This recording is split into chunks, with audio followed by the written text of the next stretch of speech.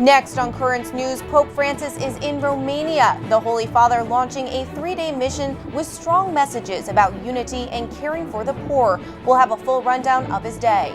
The U.S. bishops are releasing a new report on the protection of children and young people. And the excitement is building in the Brooklyn Diocese. Tomorrow, Bishop Nicholas DiMarzio will ordain new priests to serve God's people. For me, priesthood is the greatest gift of God. And Father Alessandro Linardi is living out that gift at St. Athanasius Church in Bensonhurst. Tonight, he reflects on his first year as a priest during a challenging time for the church. The news starts right now.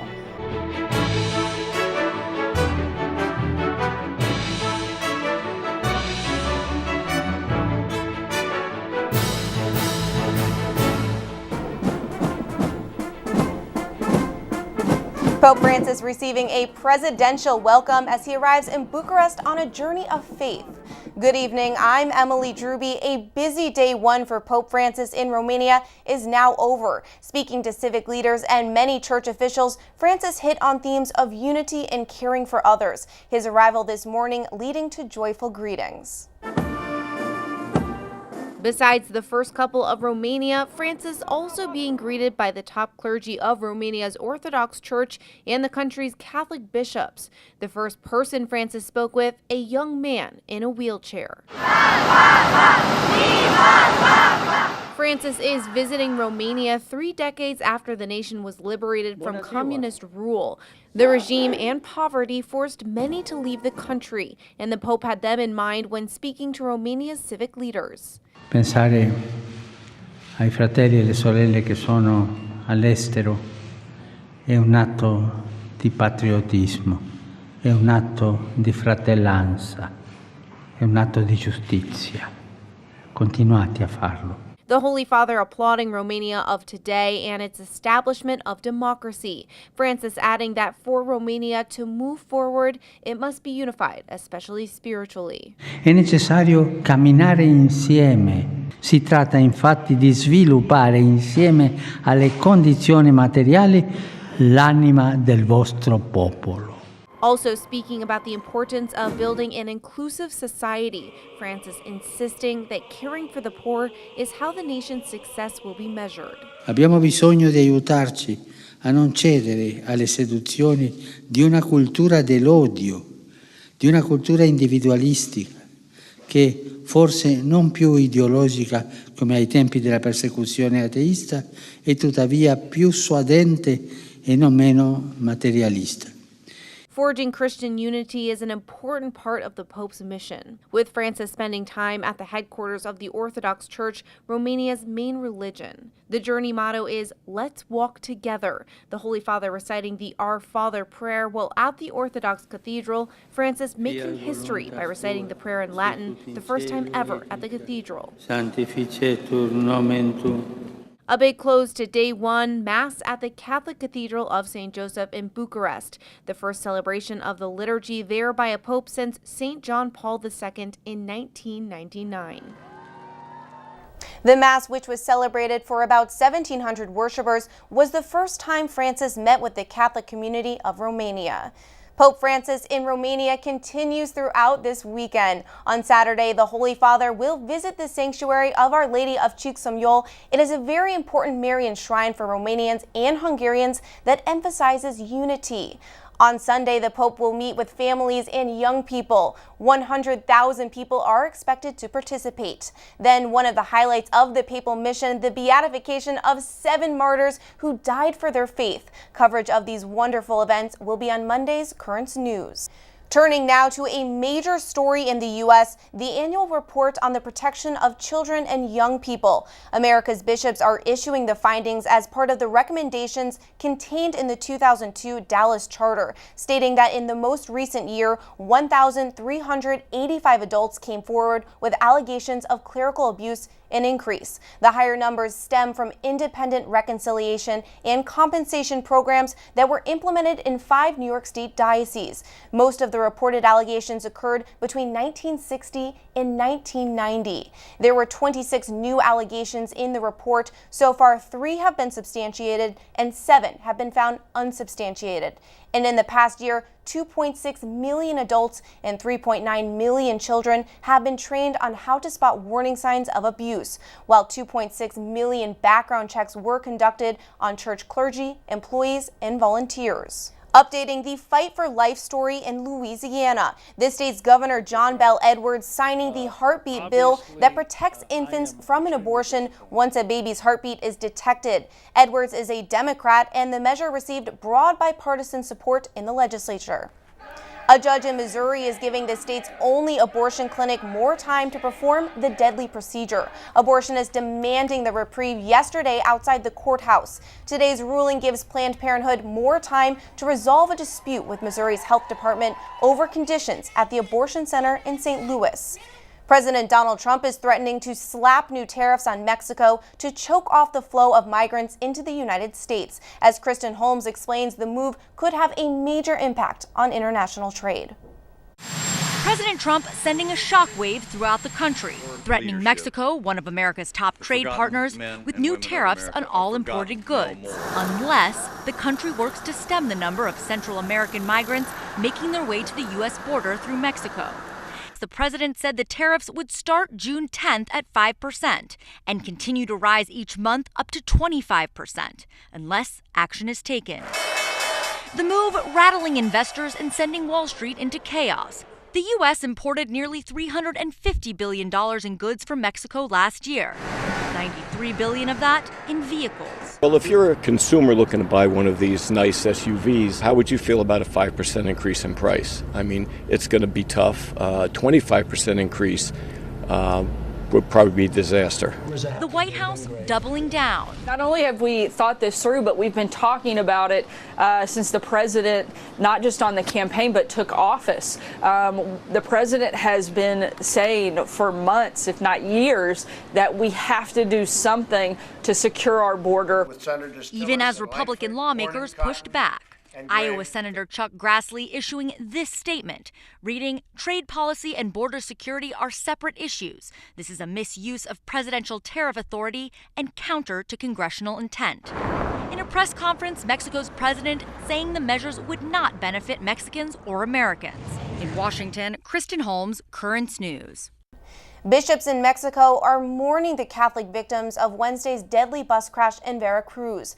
Most of the dead have been identified. They were pilgrims who had visited Our Lady of Guadalupe's Basilica in Mexico City. The Archdiocese of Tuxtla announcing that some of the bodies are being transported back home today, releasing a statement saying, "We express our solidarity with the injured, to whom we offer the efforts at our disposal to help them return to their homes as soon as possible."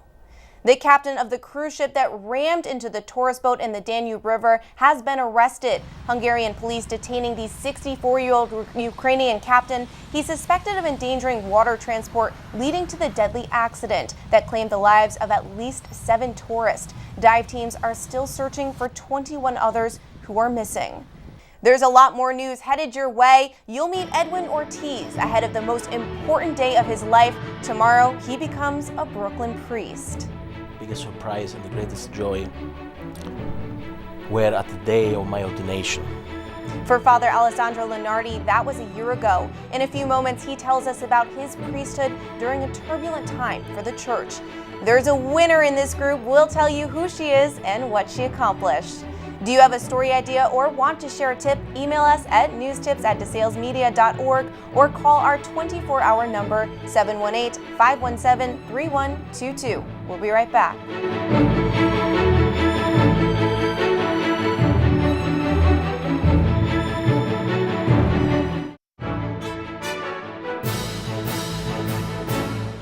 The excitement is building in the Diocese of Brooklyn. In less than 24 hours, new priest will be ordained. In a special series, Currents News' Katie Anguser has been introducing each of the men to you. In her final report on the road to the priesthood, she focuses on a young man who says he's ready. Hi, Father. Tomorrow, Deacon Edwin Ortiz is going to be ordained a priest. But when parishioners of St. Fidelis Church in College Point, Queens, ask him if he's excited or nervous, he has a different answer. It feels surreal because it's been such a long journey to get here.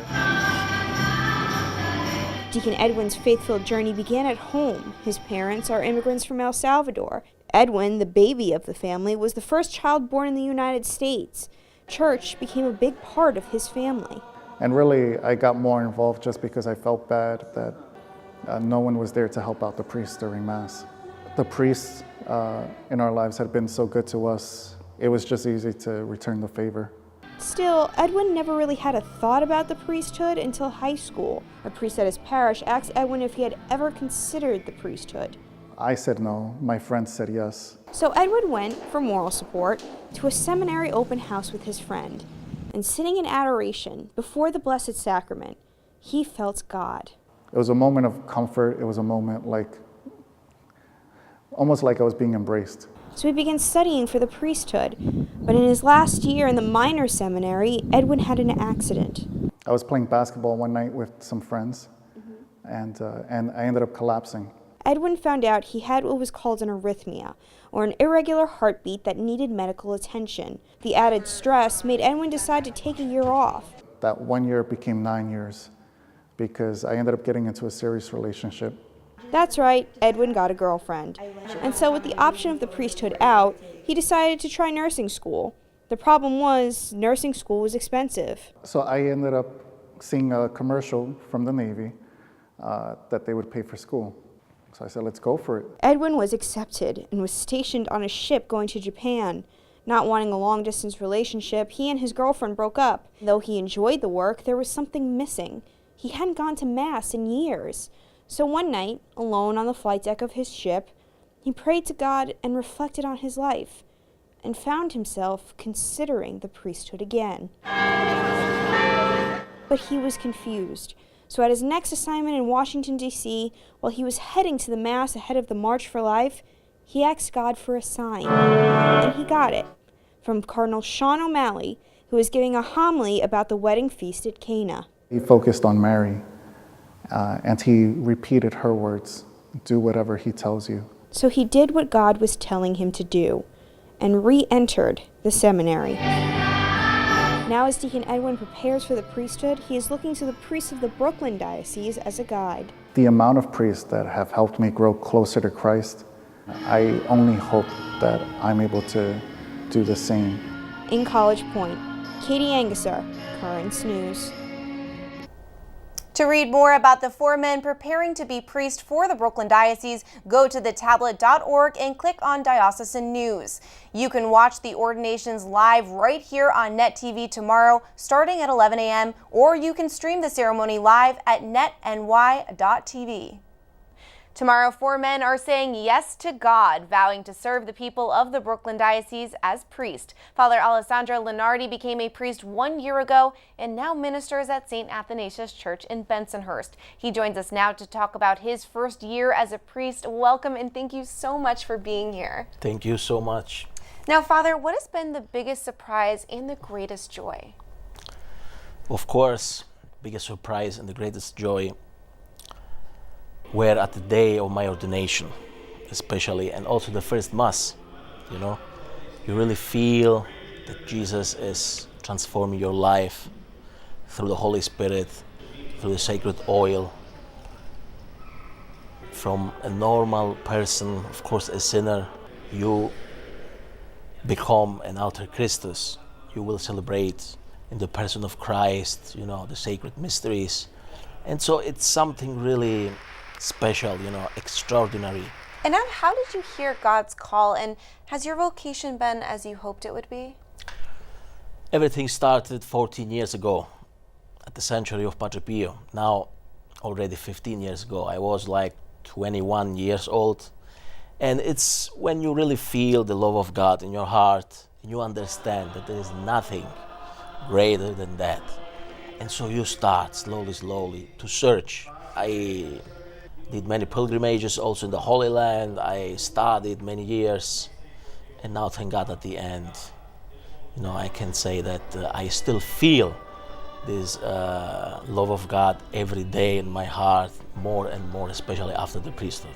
And it's a difficult time for the church with the abuse crisis and constant secular media attention about it. Did the Troubles have an impact on you? Yes, of course, it's always very, very sad to hear some, terrible news. But, Jesus told us in the gospel, scandals will happen, but don't worry, don't be afraid. I will be with you every day until the end of the world. That's the way of the cross. The permission of evil also in this world.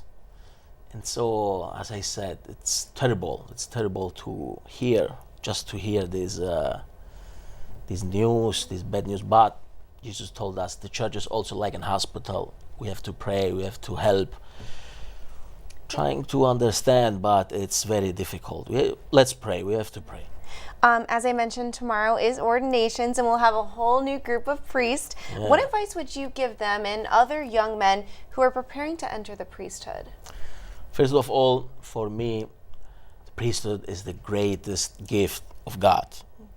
Of course, there is another gift that is also greater than the priesthood, which is sanctity. So sanctity and priesthood is... Why is sanctity so important?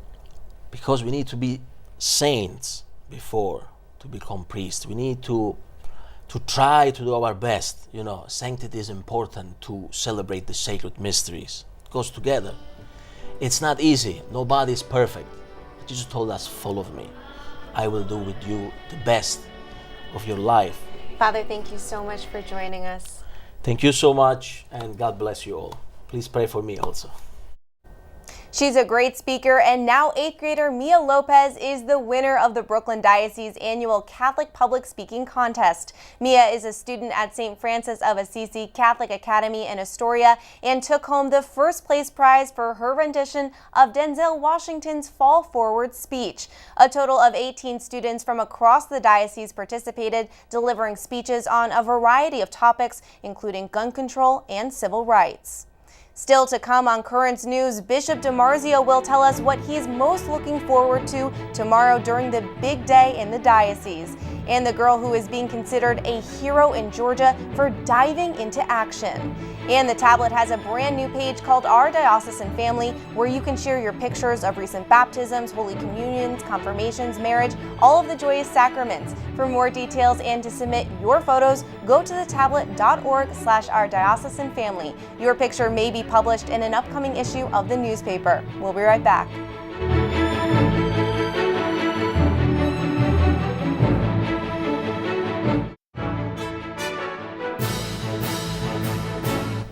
Throughout the newscast, we've been highlighting tomorrow's ordinations of new priests in the Brooklyn Diocese. Bishop DiMarzio will celebrate the wonderful ceremony. He's here with Ed Wilkinson to look ahead to the big day. Ed? Thank you, and this is the ordination weekend in the diocese for the ordination of priests, and Bishop DiMarzio is here with us today to talk about our new priest. Bishop, it's always a day of celebration when we get some new priests in the diocese. It certainly is. It's always a great day. You really feel that the church is moving on, and we're adding new members and new people who will lead us in worship. That's the job of the priest. Mm-hmm. So we have 4 new priests this year. In the past, we'd have larger classes, and many of them would be homegrown. That's not true these days, though. Our priests today, I think there's only 1 homegrown maybe in this group, is there? The 2 Hispanics and 1 Nigerian and 1 Italian-American. So 2 were born here. Mm-hmm. Yeah. So that's helpful, I guess. We have so many Hispanics in the diocese. Sure, definitely. We need Spanish speakers. Yeah. Why are the young men coming to the priesthood still these days? Because there's so much in the news. We've had a lot of bad news about the ministry, and you would think that would scare some people off. But what do they say to you? Every call is very personal. They have different reasons why they feel they should be priests. Different events in their life kind of brought them to the realization that they could do this for God, that they want to be priests, that there's some mission that they have in life. So everybody's story is unique, but I think at the basis of it is, again, a relationship with God. They're looking for holiness in their lives, and this holiness leads them to serve other people. Now, they go through several years of preparation. 4, I think maybe 5 is going to be now, right? A lot more. Do you stay in touch with them? Do you get to know them as they go through their steps? I of do. priesthood? I interview them every year. I would see them at least one, and I see them other times, but like a formal interview with time to talk. So since they're in the college seminary right through till they're seminarians, I would see them every year at least for one interview, if not others. Specifically with the priest sex scandal, does that ever come up during your conversations with them? What do they say to you about that? They recognize it's an issue for the church, and they want to be good priests, and that's their motivation. So I don't think it's a deterrent as some people might think, just because it happened. It's history, and also that it isn't happening right today for at least 20 years. And we've had a pretty good record, so there isn't any current scandals. It's all past issues. 25, 30 years ago, the path was pretty clear. They would be ordained, they'd be put in as an associate in the parish, and they'd have specific duties. Today, there's a lot more that a priest could be thrown into in terms of ministry, isn't there? Well, there's a lot of different things happening, and they're becoming pastors much sooner than they would have in the past. And some special ministries that we need people to do, so they have that opportunity. That always was available in some ways. But what's today is it's it's kind of a telescoped issue that they really have 4 or 5 years. After 4, maybe 5, 6 years, they become pastors. So they have to take a lot of responsibility sooner than the others. How do you and the diocese stay in touch with these men right after ordination? Because you just don't throw them into the pool and let them swim. No, there's a 3-year program where they come for the first 3 years together, and it's run by the Sacred Heart Institute, which is the 3 dioceses, Brooklyn, New York, and Rockville Center together, which is for continuing education, support. They're all assigned a mentor, so they have somebody to speak to besides the pastor that they're working with. There's somebody else that can guide them if they have any questions or issues that they don't feel they can talk to the pastor about.